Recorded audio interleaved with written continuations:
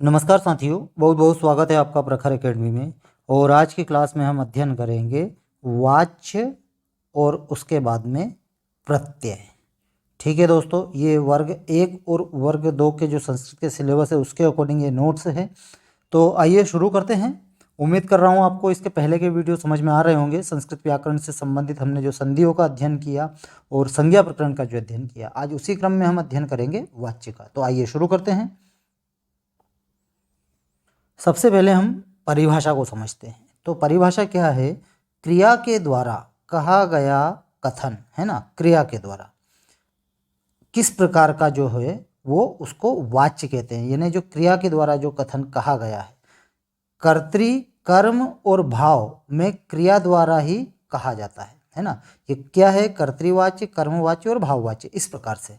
अतः क्रिया कर्तृवाच्य, कर्मवाच्य और भाववाच्य में होती है। ठीक है ना। अब हम समझते हैं कि कर्तृवाच्य क्या है। तो कर्तृवाच्य में कर्ता की प्रधानता होती है ना। कर्तृवाच्य में किसकी प्रधानता रहेगी? कर्ता की। अतः जो क्रिया है ना, मूल रूप से हमको यहाँ क्या देखना है? क्रिया। जो क्रिया है वह लिंग पुरुष वचन में कर्ता का ही अनुसरण करती है, यानी कर्ता की इसमें प्रधानता रहेगी। कर्तृवाच्य में किसकी प्रधानता रहेगी? कर्ता की। क्रिया कर्ता के लिंग पुरुष और वचन के अनुसार होती है। जैसे उदाहरण के माध्यम से बालकः विद्यालयम गच्छति, है ना। तो जो है बालकः एक वचन का है, तो हमारी जो क्रिया है वो भी एक वचन किया जाएगी, गच्छति। और किसके अनुसार होगी? कर्ता के अनुसार, बालक के अनुसार। बालक विद्यालय जाता है। इसी प्रकार से सः पुस्तकम पठति, वह पुस्तक पढ़ता है। अहम गृहम गच्छामि, मैं घर जाता हूँ। ये कौन सा वाच्य है? ये कर्तृवाच्य है। ठीक है, अब आगे देखते हैं। देखिए नियम क्या बोल रहा है। नियम है कि कर्ता में प्रथमा विभक्ति रहेगी, कर्म में द्वितीय विभक्ति रहेगी और क्रिया किसके अनुसार हो जाएगी? कर्ता के अनुसार हो जाएगी। ये हमेशा कर्तृवाच्य में यही नियम रहेगा। आगे चलते हैं, कर्मवाच्य को समझते हैं। कर्मवाच्य में क्या बता रहे हैं? कर्मवाच्य में कर्म की प्रधानता रहती है। ठीक है। अतः जो क्रिया जो रहेगी वह लिंग पुरुष और वचनों में कर्म का अनुसरण करेगी, यानी जो क्रिया है वो कर्म के अनुसार होगी। अर्थात क्रिया कर्म के लिंग पुरुष और वचन के अनुसार होती है। कर्तृवाच्य का कर्ता कर्मवाच्य में तृतीय विभक्ति का हो जाता है। बस ये थोड़ा सा नियम हमको अच्छे से समझना है। क्या बता रहे हैं? जैसे यहाँ सभी धातुएं आत्मनेय पद में होती है। धातुएं किस में रहेगी? आत्मनेय पद में। किस में? कर्मवाच्य में। ठीक है ना। अभी हम उदाहरण के माध्यम से समझेंगे तो और अच्छे से समझ में आएगा। जहाँ कर्म में प्रथमा और कर्ता में तृतीया हो वहाँ, और क्रिया किसके अनुसार हो? कर्म के अनुसार हो, वहाँ कर्मवाच्य होता है। देखिए अब यहाँ आपको और अच्छे से समझ में आएगा। ये है कर्तृवाच्य। ठीक है। कर्तृवाच्य में कर्ता जो रहेगा वो प्रथमा विभक्ति का रहेगा, कर्म जो रहेगा वो द्वितीय विभक्ति का रहेगा, और क्रिया किसके अनुसार हो जाएगी? कर्ता के अनुसार हो जाएगी। जैसे रामः पुस्तकम पठति, राम एक वचन है तो हमारी क्रिया एक वचन की हो जाएगी। ठीक है, ये हो गया कर्तृवाच्य का। इसी प्रकार से कर्मवाच्य का क्या नियम है? कर्मवाच्य में जो कर्ता है वो तृतीय विभक्ति का रहेगा, कर्म जो है वो प्रथमा विभक्ति का रहेगा, और जो है क्रिया किसके अनुसार हो जाएगी? कर्म के अनुसार हो जाएगी। जैसे रामेण पुस्तकम पठ्यते, इसमें कर्ता कौन है? रामेण, तो कर्ता तृतीया में चला जाएगा। कर्म पुस्तकम, पुस्तकम जो है प्रथमा और द्वितीया एक जैसी रहती है, नपुंसकलिंग का शब्द है। पुस्तकम पुस्तके पुस्तकानि और पुस्तकम पुस्तके पुस्तकानि, तो ये हो जाएगा प्रथमा में, और क्रिया इसके पुस्तक के अनुसार हो जाएगी तो हो जाएगी पठ्यते, रामेण पुस्तकम पठ्यते। इसी प्रकार से मया श्लोकः पठ्यते, तो मया ये तृतीया का है, अस्मत् शब्द का, तो ये तृतीया विभक्ति में हो गया। और जो श्लोक है यह प्रथमा में चला गया, श्लोकः श्लोको श्लोकाः, तो ये श्लोकः हो गया है एक प्रथमा विभक्ति का, और क्रिया हमारी कर्म के अनुसार हो गई पठ्यते।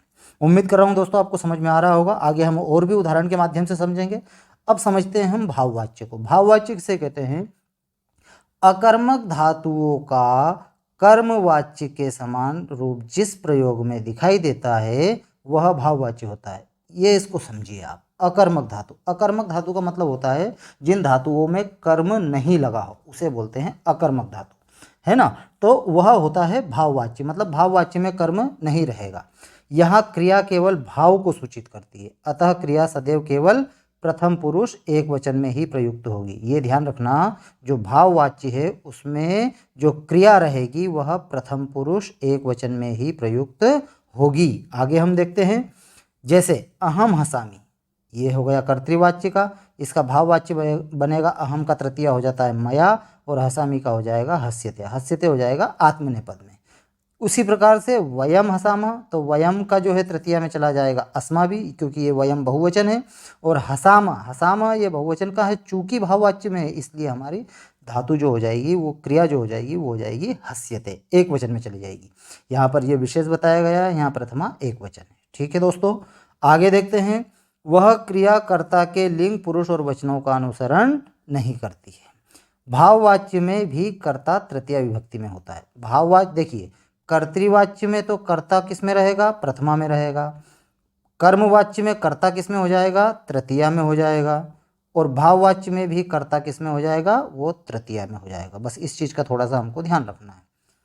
अब हम वाक्य बनाएंगे कर्तृवाच्य से कर्मवाच्य के। ठीक है, जैसे भवान सह पठति, तो भवान का हो जाएगा भवता और सह का हो जाएगा तृतीया तेन, तेन पठ्यते। त्वम ग्रंथम पठसि, तो त्वम का तृतीया हो जाएगा त्वया, ग्रंथम का हो जाएगा ग्रंथः, प्रथमा विभक्ति में चला जाएगा, और पठसि का हो जाएगा पठ्यते। ठीक है, क्योंकि हम कर्मवाच्य में किसके अनुसार हो जाएंगे, कर्म के अनुसार। उसी प्रकार से सह माम पश्यति, है ना, वह मुझको देखता है, तो तेन अहम दृश्ये। अहम गृहम गच्छामि, तो अहम का तृतीया मया, गृहम वैसा का वैसा ही क्योंकि प्रथमा द्वितीया में एक जैसा रहता है, और गच्छामि का हो जाएगा गम्यते। जनाः कथां शृण्वन्ति, तो जनेः कथा श्रूयते। बालकाः फलानि खादन्ति, तो बालकाः का हो जाएगा बालकेः, फलानि का हो जाएगा फलानि, और खादन्ति का खाद्यन्ते, है ना, क्योंकि ये फलानि बहुवचन का है तो यहाँ क्रिया हमारी बहुवचन में आ जाएगी। भवती या सा पठति, तो भवती का भवत्या, सा का तया पठ्यते। अहम पठामि मया पठ्यते, अहम श्लोकम पठामि मया श्लोकः पठ्यते। एषः अयम बालकः पठति, एषः का एतेन, अयम का अनेन, ये दोनों तृतीया में है ना, बालकेन पठ्यते। ठीक है, आगे देखते हैं। अब ये जो सेंटेंस है ये भाववाच्य से कर्तृवाच्य, ये कर्मवाच्य से कर्तृवाच्य में बने हैं, है ना। ये इधर कर्मवाच्य है और इधर कर्तृवाच्य है। देखते हैं, अस्माभि गीतम गीयते, अस्माभि का हो जाएगा वयम, है ना, ये चला जाएगा प्रथमा में। ठीक है, ये तृतीया में, ये जितने भी है ये सब तृतीया में है, और इधर वाले जो भी आएंगे क्योंकि कर्तृवाच्य में हमको प्रथमा में ले जाना है, तो वयम गीतम गायामः। तेन दुग्धम पीयते, सह दुग्धम पीबति। रामेण रावणः हन्यते, रामः रावणं हन्ति। ठीक है, आवाभ्याम विद्यालय गम्यते, तो आवाम विद्यालयम गच्छावः, ये इसका जो है उत्तम पुरुष का द्विवचन है, तो ये भी क्रिया भी हमारी उत्तम पुरुष के द्विवचन की आ जाएगी। पुत्रेण पिता सेव्यते, तो पुत्रः पितरम सेवते। ठीक है दोस्तों, आगे देखते हैं। सर्वे ईश्वरः पूज्यते, तो सर्वे ईश्वरम पूज्यन्ति। ये जो सर्वे है ये तृतीया का बहुवचन है, और ये जो सर्वे है ये प्रथमा का बहुवचन है। देखिए, केवल विसर्ग का अंतर है बस, है ना। ईश्वरम ये द्वितीय विभक्ति में चला जाएगा, और पूज्यन्ति क्योंकि ये बहुवचन है तो ये हमारी क्रिया बहुवचन की आ जाएगी। त्वया कंदुकेन क्रीड्यते, त्वम कंदुकम क्रीडसि। रावणेन सीता अपह्रियते, रावणः सीताम अपहरति, है ना। हमको सिर्फ इतना मिलाना है, कर्ता क्रिया, तृतीया प्रथमा, है ना, ये किसके अनुसार हो जाएगी, कर्म के अनुसार, और ये किसके अनुसार हो जाएगी, कर्ता। बस यही हमको देखना है बस। मया लेखः लिख्यते, अहम लेखम लिखामि। वृक्षे फलानि दीयन्ते, वृक्षाः फलानि ददति। इसको समझ लीजिए थोड़ा सा, ये ददति है ये बिल्कुल सही है, ददंती नहीं करना है, ददंती गलत हो जाएगा क्योंकि वृक्षा बहुवचन है, और बहुवचन में दा धातु में ददति होता है ना। ये पहले भी एक बार मैंने बताया है, इस बार यहाँ रिपीट कर रहा हूँ। ददति बहुवचन होता है, रूप चलते हैं दा धातु होती है देने अर्थ में, तो रूप चलते हैं ददाति, ददतः, ददति, ऐसा होता है, ददंती नहीं होगा, है ना। चलिए आगे देखते हैं। अब देखिए, ये कर्तृवाच्य से भाववाच्य में सेंटेंस बन रहे हैं। तो कर्तृवाच्य में बालिका हसति, तो यहाँ पे सब ये सब प्रथमा में है, ये सब तृतीया में हो जाएगा भाववाच्य में, है ना।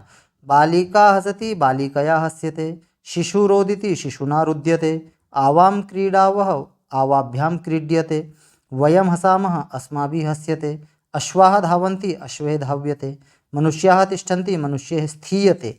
स्था धातु है ना, स्था यानी रुकना या ठहरना। ठीक है, इसके बाद पीड़िताः क्रन्दन्ति पीडितैः क्रन्द्यते, रामः चिंतयति रामेण चिंत्यते, अहम स्वपिमि मैं सो रहा हूँ, मया सुप्यते या मेरे द्वारा सोया जा रहा है, शिशुः शेते शिशुना शय्यते। ये इस प्रकार से कर्तृवाच्य से भाववाच्य में सेंटेंस बनते हैं। आगे देखते हैं सर्वनाम। ये देखिए ये सब सर्वनाम है, ये वाले अहम यानी मैं, त्वम यानी तुम, एषः यानी ये सब सर्वनाम है। उपसर्गों की संख्या 22 है ना। इसके बाद अव्यय अत्र तत्र कुत्र, ये सब अलग से प्रकरण है, लेकिन बीच बीच में कहीं कहीं ये दिए हुए हैं ताकि हमको अलग से भी कुछ याद रहे, है ना। आगे देखते हैं दोस्तों। तो देखिए इस प्रकार से हमारे जो वाच्य है वो हमारे वाच्य कंप्लीट हुए। कर्तृवाच्य, कर्मवाच्य और भाववाच्य, इनके नियमों को हमने समझा, कहाँ प्रथमा होती है, कहाँ तृतीया होती है, क्रिया किसके अनुसार कर्म में होती है और क्रिया किसके अनुसार कर्ता में होती है। ये सब सेंटेंस के माध्यम से हमने समझा।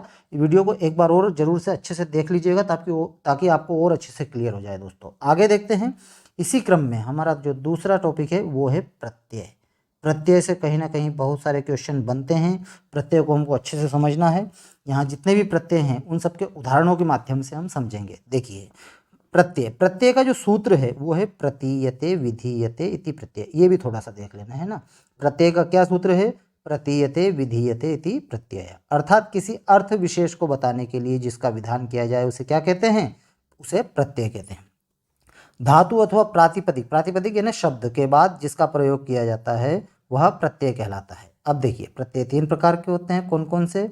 कृत प्रत्यय, तद्धित प्रत्यय और स्त्री प्रत्यय। ठीक है, इनको हम समझते हैं थोड़ा सा डिटेल में। कृत प्रत्यय, कृत प्रत्यय क्रिया में धातु से बनता है। कृत प्रत्यय में क्रिया से प्रत्यय बनेगा। तद्धित प्रत्यय शब्द से बनेगा। और जो स्त्री प्रत्यय है वो स्त्री प्रत्यय बनाने के लिए, मतलब जो पुल्लिंग शब्द रहेंगे उनको स्त्री प्रत्यय बनाने के लिए वहाँ पर स्त्री प्रत्यय का प्रयोग किया जाएगा। आगे हम समझेंगे इसमें हम अब सबसे पहले चलते हैं कृत प्रत्यय की ओर। कृत प्रत्यय में सबसे पहला प्रत्यय है त्वा प्रत्यय। इसको बोलते हैं त्वा प्रत्यय। ठीक है, इसमें नियम क्या है? कत्वा प्रत्यय में त्वा शेष रहता है। क्या शेष रहेगा? त्वा। इसका प्रयोग कर या कर के अर्थ में होता है। जहां एक क्रिया समाप्त हो जाती है और दूसरी क्रिया शुरू होती है। नियम को थोड़ा सा अच्छे से समझना दोस्तों।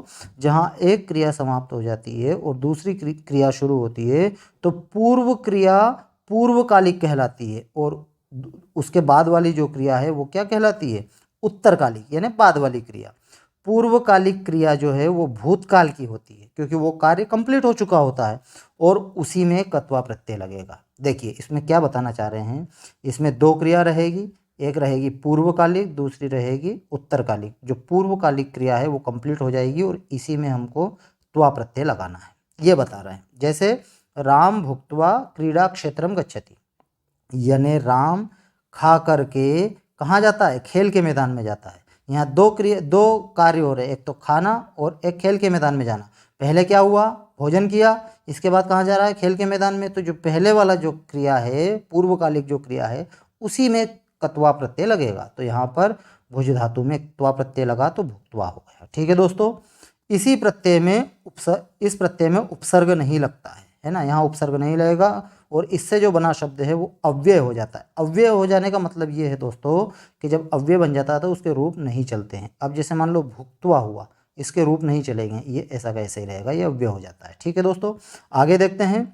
इस प्रयोग में उपसर्ग नहीं लगता है इस प्रत्यय में, इससे बना शब्द क्या होता है? अव्यय होता है। उदाहरणों के माध्यम से समझते हैं।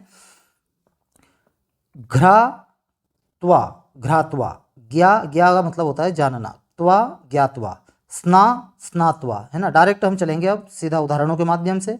पा पीत्वा, ची चित्वा, ची यानी चुनना, क्री क्रीत्वा, क्री यानी खरीदना। अस का होता है भूतवा, ये थोड़ा सा ध्यान रखना है ना। अस का मतलब होता है होना, अस भूतवा।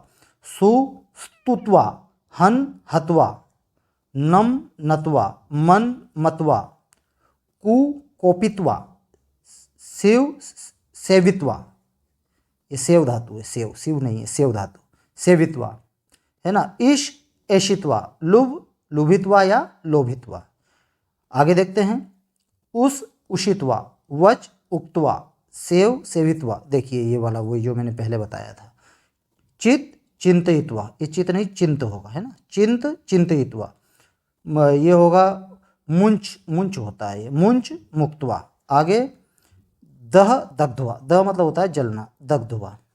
ठीक है, तो इस प्रकार से ये त्वा प्रत्यय के उदाहरण हैं, इनको आप थोड़ा सा देख लीजिएगा अच्छे से। इसके बाद दूसरा है तुमुन प्रत्यय। तुमुन प्रत्यय का तुम शेष रहता है। तुमुन प्रत्यय का क्या शेष रहेगा? तुम। इसका प्रयोग को के लिए अर्थ में होता है। तुमुन प्रत्यय से बने शब्द अव्यय होते हैं, इसलिए इसके रूप भी नहीं चलते हैं। जैसे उदाहरण के माध्यम से बता रहे हैं, दा धन तुमुन क्या बनेगा? दातुम। स्थातुमुन स्थातुम। घ्रा घ्रातुम। ध्येय ध्यातुम। जी, जी का जेतुम होता है, जीतुम मत करना, गलत हो जाएगा, है ना। तो ये क्या हो जाएगा? जेतुम। श्रु श्रोतुम। भू भवितुम। नी नेतुम। क्री क्रेतुम। फिर ये रिपीट हुआ, शी शयितुम। हन हंतुम। रम रंतुम। कथ कथयितुम। पाल पालयितुम। भक्ष भक्षयितुम। पाठ पाठयितुम। मिल मेलितुम। कुप कोपितुम, है ना, कोपितुम होगा। त्रि तरतुम, तरतुम नहीं तरतुम होगा, है ना, त्रि तरतुम। दृश दृष्टुम। छित छेत्तुम। सेव सेवितुम। अर्च अर्चितुम। स्पृश स्पृष्टुम। ठीक है दोस्तों, तो इस प्रकार से ये तुमुन प्रत्यय के उदाहरण है। इन उदाहरणों को एक दो बार थोड़ा सा आप अच्छे से देख लीजिएगा, तो आपको बनाना आ जाएगा कि तुमुन प्रत्यय किस प्रकार से, कौन सी धातु से कैसे प्रत्यय बनेंगे। ठीक है दोस्तों, आगे देखते हैं। अब देखते हैं कत प्रत्यय। कत प्रत्यय में त शेष रहता है। कत प्रत्यय में क्या शेष रहेगा? त। और क की इत संज्ञा हो जाती है, लशक व तद्धित एक सूत्र है, उससे इत संज्ञा हो जाएगी और उसका लोप हो जाता है। इसका अर्थ किस में होता है? भूतकाल में होता है। कत प्रत्यय का प्रयोग किस में रहेगा? भूतकाल में। इसका प्रयोग कर्मवाच्य और भाववाच्य में होता है। कत प्रत्यय का प्रयोग कर्मवाच्य और भाववाच्य में होता है। कत और कत्वतु की निष्ठा संज्ञा हो जाती है। ठीक है, देखिए दोस्तों, ये जो है ना कत कत्वतु निष्ठा, ये सूत्र थोड़ा सा याद कर लेना।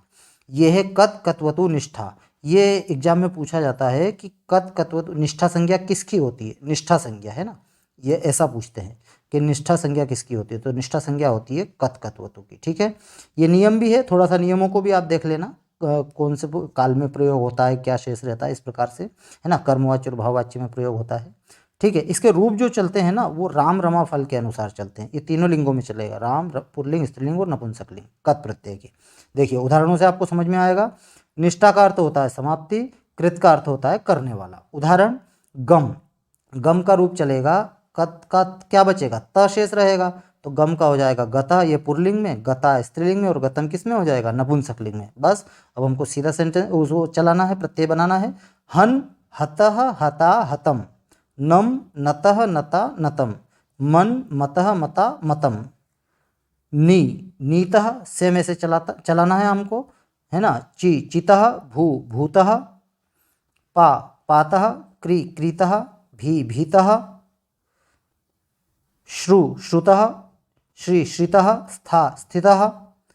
छित छिन्नः, है ना, इसका ध्यान रखना, भित भिन्नः। इसके बाद प्रसद, ये प्र उपसर्ग है, सद कत प्रसन्नः। पठ पठितः। पुच पूजितः। दंड दंडितः। भिक्ष भिक्षितः, ये शिक्ष, है ना, शिक्षितः। कुप कुपितः, और ये कुप का हो जाएगा कुपिता या कोपिता, ऐसा है। चुर चोरितः। खाद खादितः। आप आप्तः। कृश कृष्टः। नश नष्टः। दुष दुष्टः। आरभ रभ धातु आ उपसर्ग, कत आरब्धः।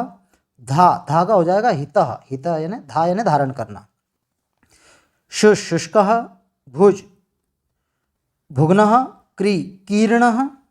धाव धावितः। हन हतः, है ना, ये डायरेक्ट में चला रहा हूँ, है ना दोस्तों। सृज सृष्टः। मृज मृष्टः। स्वम स्वप सुप्तः। ठीक है दोस्तों, थोड़ा सा ऐसा लग रहा होगा कि हम जल्दी जल्दी चल रहे हैं, लेकिन क्या है कि सिलेबस बहुत ज़्यादा है और हमको कंप्लीट भी करना है। और मैं पूरा प्रयास कर रहा हूँ कि बहुत कम समय में और सभी को मैं समझाने का प्रयास कर रहा हूँ कि आप लोगों को अच्छे से समझ में भी आ जाए और हमको ज़्यादा समय भी ना लगे और हमारा सिलेबस भी लगभग लगभग कंप्लीट हो जाए। ठीक है दोस्तों, आगे हम देखते हैं कत्वतु प्रत्यय, है ना। कत प्रत्यय हमने पढ़ लिया, इसके बाद आता है कत्वतु प्रत्यय। कत्वतु प्रत्यय ये कत्वतु प्रत्यय के रूप चलते हैं भवत, नदी और जगत के अनुसार, ठीक है। इसमें तवत शेष रहता है, इसमें क्या शेष रहेगा, तवत। इसका प्रयोग कर्तृवाच्य में होता है, कत्वतु प्रत्यय का प्रयोग भूतकाल के अर्थ में होता है। जैसे देखिए उदाहरण के माध्यम से, पठ धातु में कत्वतु प्रत्यय जोड़ा तो इसका क्या बचेगा, तवत शेष रहेगा, तो ये हो जाएगा पठितवत। ये देखिए पठितवत हो जाएगा।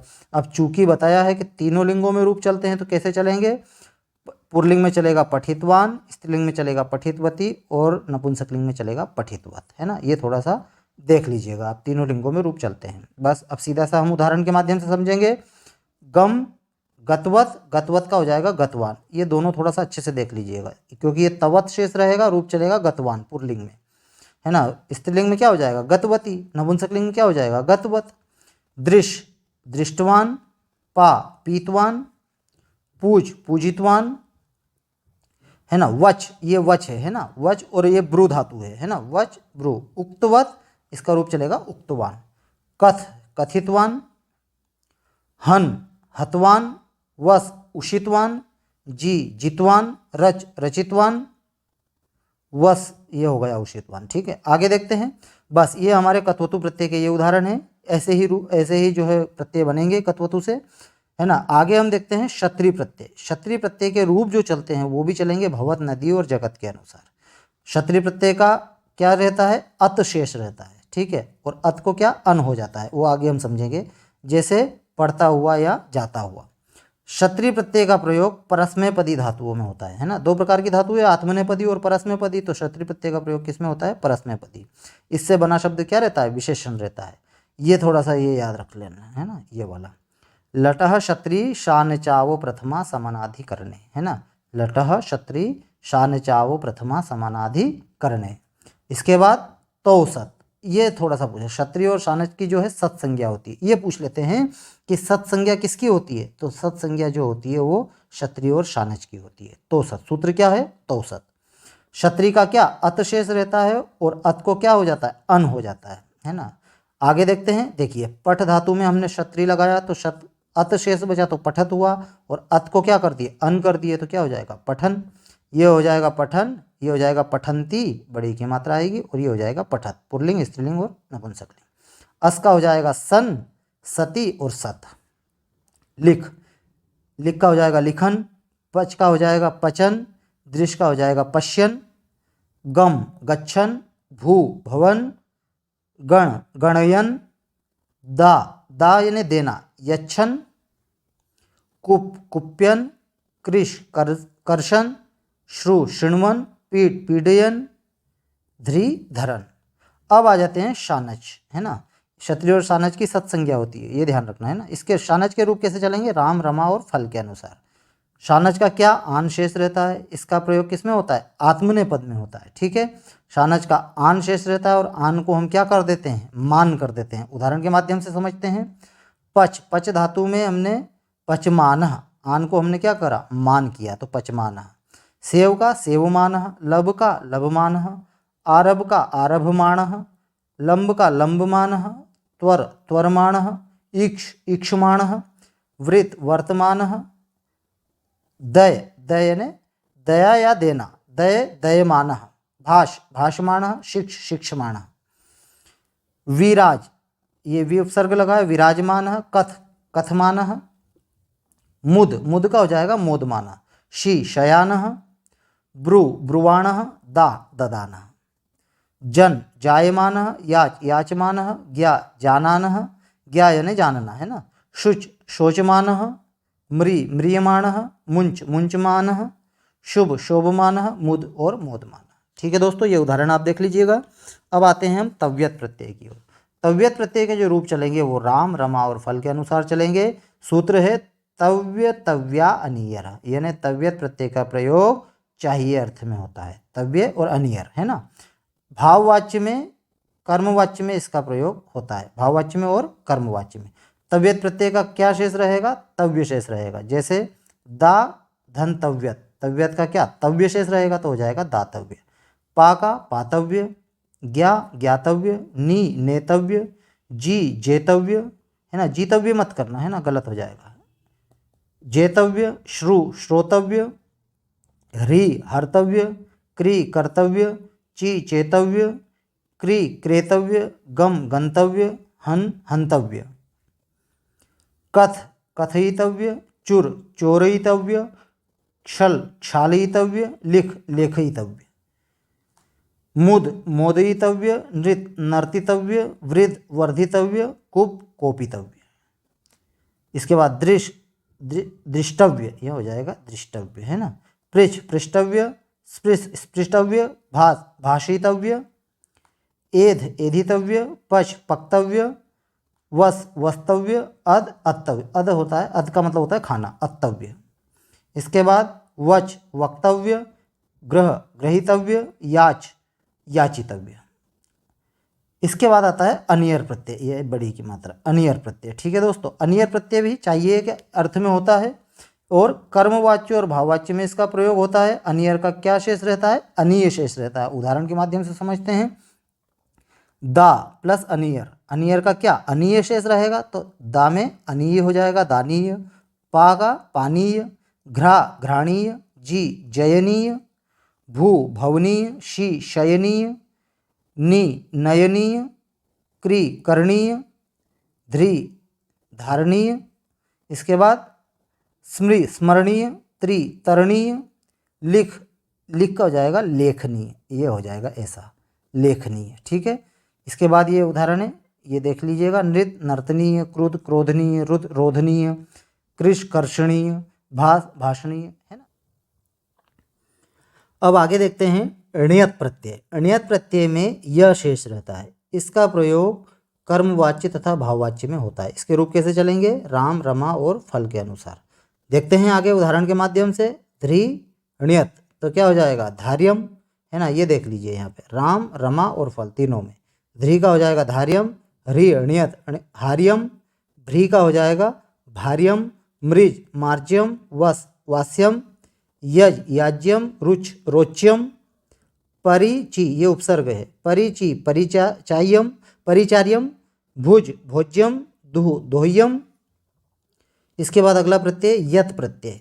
यत प्रत्यय में यह शेष रहता है ना। चाहिए और योग्य अर्थ में इसका प्रयोग होता है और कर्मवाच्य और भाववाच्य में इसका प्रयोग होता है। जिस धातु के अंत में स्वर वर्ण हो उस धातु से भाव कर्म में यत प्रत्यय होता है। हमको यत में यह शेष रखना है और उदाहरणों के माध्यम से समझना है। जैसे ची, ची का मतलब होता है चुनना। इसमें यत प्रत्यय यह शेष बचा तो ची का हो जाएगा चेयः, इसका चेया और चेयम, पुल्लिंग स्त्रीलिंग और नपुंसकलिंग। राम रमा और फल। नी नेयः नेया नेयम, जी जेयः जेया जेयम। यत प्रत्यय यहाँ पर है ना, ये ध्यान रखना। यत प्रत्यय में हम चल रहे हैं। भी भेयः भेया भेयम, दा का देयम, ज्ञा का ज्ञेयम। आगे देखते हैं। पा पेयम, स्था स्थेयम। अगला है कत प्रत्यय। कत प्रत्यय में त शेष रहता है और इसका अर्थ क्या? भूतकाल में होता है। अब देखते हैं णुवुल प्रत्यय। णुवुल त्रिचो सूत्र है। णुवुल में वू शेष रहता है और वू को क्या हो जाता है? अक हो जाता है। जैसे उदाहरणों के माध्यम से क्री, क्री में णुवुल प्रत्यय जोड़ा तो वू बचा और वू को हम क्या कर देंगे? अक कर देंगे, है ना।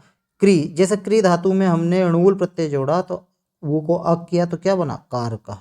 ये आया था एक बार क्वेश्चन। क्री प्रत्यय में णुवुल प्रत्यय रूप बना था कारक। बस सिंपल सा है, सब कर देंगे। दा का क्या हो जाएगा? दायकः, अक बचा अक, जहाँ अक हो जाए वहाँ पर णुवुल प्रत्यय हमको देखना है।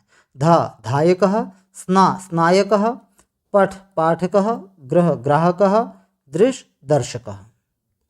नश नाशकः, वच वाचकः, शुष शोषकः, कृष कर्षकः, धाव धावकः। सब में जो है क्या है? अक शेष रह रहा है। जहाँ अक शेष रहेगा वहाँ पर णुवुल प्रत्यय हो जाएगा। ठीक है।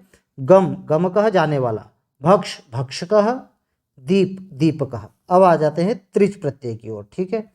त्रिच प्रत्यय में जो रूप चलेंगे पितृ नदी और वारी के अनुसार। वारी ये ऐसा आएगा। किसके अनुसार चलेंगे? वारी के अनुसार। त्रिच प्रत्यय में त्रिशेष रहता है, ये वाला बता रहे हैं, त्रिशेष रहता है। जैसे श्रु धन त्रिच, श्रु धातु में त्रिच प्रत्यय जोड़ा तो हो जाएगा श्रोत्री। रूप चलेंगे पितृ के अनुसार तो श्रोता हो जाएगा। पितृ का क्या होता है? पिता पितरो पितरः, ऐसा रूप चलता है तो यहाँ पर हो जाएगा श्रोता।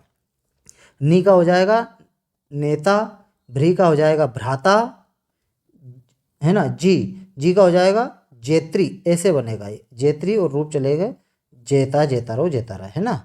इसका क्री का क्रेता, इसके बाद भी भेत्री भेता, इसके बाद दा दाता, गम गंता, पा इसका पात्री पाता, नम नंता, हन हंता, चित चिंतयिता और सृज सृष्टा। ठीक है दोस्तों। दुह दोग्धा, वृद्ध वर्धिता, हस हसिता। ये हमारे जो त्रिज प्रत्यय का उदाहरण है ये हमने समझे। इसके बाद आता है घय प्रत्यय। घय प्रत्यय का सूत्र जो है वो है भावे घय। भाव अर्थ में घय प्रत्यय का प्रयोग होता है। उपसर्ग के साथ इसका प्रयोग प्रचलित है। औ उपसर्ग पूर्वक त्रि स्त्री धातुओं के साथ घय प्रत्यय होता है। देखिए उदाहरणों से समझ में आएगा। औ धन त्रि धन घय तो क्या हो जाएगा अवतार।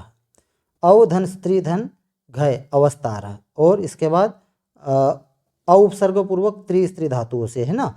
इसके बाद हलंत धातुओं के साथ घय प्रत्यय का प्रयोग होता है। जैसे राम, राम में धातु कौन सी है, रम धातु है, घय प्रत्यय लगा रूप बना राम, है ना। ये थोड़ा सा देख लीजिएगा। आगे देखते हैं। प्रस्तु घय प्रस्ताव, उप क्री घय उपकार, सम क्री घय संस्कार, अवत्री घय अवतार, प्रक्री प्रकार, प्रभु प्रभाव,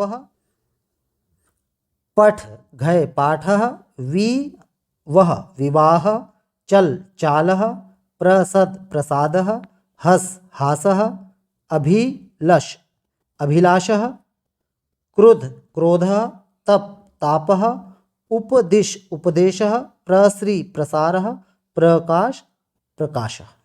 ठीक है। इसके बाद उदसह उत्साह, चुर घय चोरा। ठीक है। इसके बाद सम संतान, अधि उपसर्ग ई अध्याय, प्रणम प्रणाम, है ना। देखिए प्रणाम में कौन सा है, प्रणाम में नम जो है धातु है, प्र उपसर्ग है और घय प्रत्यय लगा है प्रणाम में। ठीक है। आगे देखते हैं। रुज रोग, मृज मार्ग, शम शमः, यम यमः, नम नमः, रम रामः, है ना, वम वामः, कम कामः, गम गमः। अब आते हैं हम ल्युट प्रत्यय की ओर। देखिए इस प्रत्यय में यू शेष रहता है और इसका प्रयोग भाववाच्य में होता है ना। ल्युट प्रत्यय में क्या शेष रहेगा, यू। इससे बना शब्द क्या होता है, नपुंसकलिंग होता है और इसके रूप क्या है, फल के समान चलते हैं। यू के स्थान पर हम क्या कर देते हैं, अन आदेश हो जाता है। देखिए उदाहरणों से समझते हैं।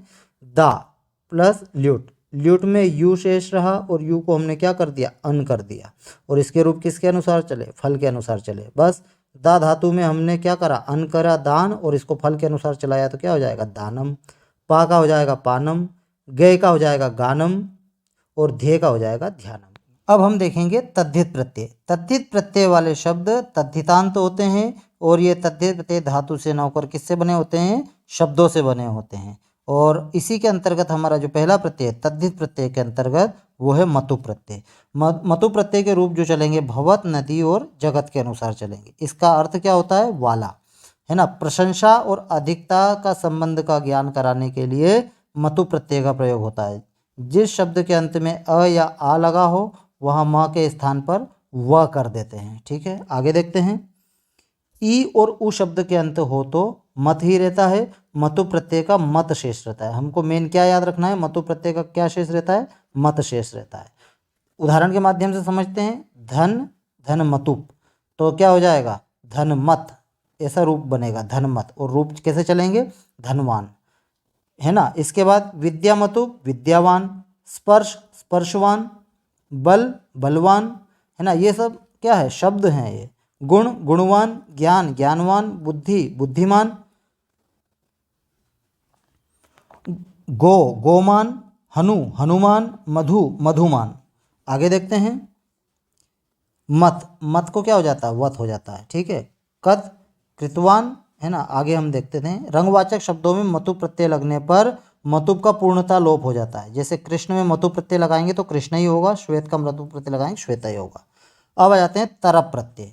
इसके रूप बनेंगे राम रमा और फल के अनुसार। तरप प्रत्यय में त शेष रहता है, दो में से एक को अच्छा दिखाने के लिए। दो में से, ये ध्यान रखना, किस में से, दो में से एक को अच्छा दिखाने के लिए तरप प्रत्यय का प्रयोग होता है। जैसे लघु प्लस तरफ लघुतरः, है ना, लघुतरः, गुरु गुरुतरः, मधु मधुरतः, निपुण निपुणतरः, श्रेष्ठ श्रेष्ठतरः। ठीक है ना। ये अब यहाँ पर किसके किसके अनुसार रूप चलेंगे? राम रमा फल के अनुसार। तरफ तरफ दो में से एक को हमको उत्कृष्ट दिखाया है तरफ में। अब तम प्रत्यय में क्या है? तम प्रत्यय में तम शेष रहता है और बहुत में से एक को अच्छा दिखाने के लिए, यहाँ बहुत सारे हैं, उसमें से एक को अच्छा दिखाने के लिए तम प्रत्यय का प्रयोग किया जाता है। जैसे गुरुतम गुरुतमः, निपुण निपुणतमः, मधुर मधुरतमः, पटु पटुतमः, दीर्घ दीर्घतमः। तरब मतुब तीनों लिंगों में रूप चलता है। अब आ जाते हैं तल प्रत्यय। यह केवल स्त्रीलिंग में ही प्रयोग होते हैं। तल प्रत्यय का त शेष रहता है। त को क्या हो जाता है? ता हो जाता है। मनुष्य तल मनुष्यता, मृदु मृदुता, है ना, यहाँ तल प्रत्यय। निपुण निपुणता, शिशु शिशुता, दीर्घ दीर्घता। इसके बाद आ जाते हैं इन प्रत्यय। इनका इनी का क्या शेष रहता है? इन शेष रहता है। जैसे बल, बल का हमने जो है इन प्रत्यय लगाया तो क्या हो जाएगा? बलिन, इन शेष रहा। ठीक है। गुण गुणिन, दुख दुखिन, ज्ञान ज्ञानिन, कुमुद कुमुदिन। आगे देखते हैं। अब आते हैं हम स्त्री प्रत्यय की ओर। ठीक है। पुल्लिंग शब्दों से स्त्रीलिंग बनाने के लिए जो प्रत्यय लगाए जाते हैं उन्हें क्या कहते हैं? स्त्री प्रत्यय कहते हैं। यह 8 प्रकार के होते हैं। कौन कौन से? टाप, डाप, चाप, गीप, गीश, गीन, है ना, उंग और ती। इस प्रकार से 8 प्रकार के होते हैं। अभी हम जो है मुख्य रूप से जो हमारे सिलेबस के अकॉर्डिंग है उसका हम अध्ययन करेंगे। जैसे हमें टाप प्रत्यय, टाप प्रत्यय में अकारांत पुल्लिंग शब्दों से स्त्री प्रत्यय टाप प्रत्यय होता है। जैसे अज में, अज जो है इसमें हमने टाप प्रत्यय लगाया तो क्या बना? अजा। मंद मंदा, कनिष्ठ कनिष्ठा, ज्येष्ठ ज्येष्ठा, चटक चटका, सर्व सर्वा, अश्व अश्वा, चटक चटका, मूषक मूषिका या मूषिका, वत्स वत्सा, वत्स का मतलब होता है लड़का और वत्सा यानी लड़की बेटी, सरल सरला, कृपण कृपणा, शिक्षक शिक्षिका, अध्यापक अध्यापिका, धावक धाविका, ये ऐसा हो जाएगा धाविका, पावक पावका, पाठक पाठिका, साधक साधिका। इन सब में कौन सा प्रत्यय लगा है? टाप प्रत्यय लगा है ना। टाप प्रत्यय का सूत्र क्या है? अजाद्य तष्टाप। दूसरा प्रत्यय है गीप प्रत्यय। इसका जो सूत्र है वो है ऋन्नेभ्यो गीप और उगितश्च। ऋकारांत और नकारांत शब्दों में से स्त्रीलिंग में गीप प्रत्यय का प्रयोग होता है। इसका ई शेष रहता है।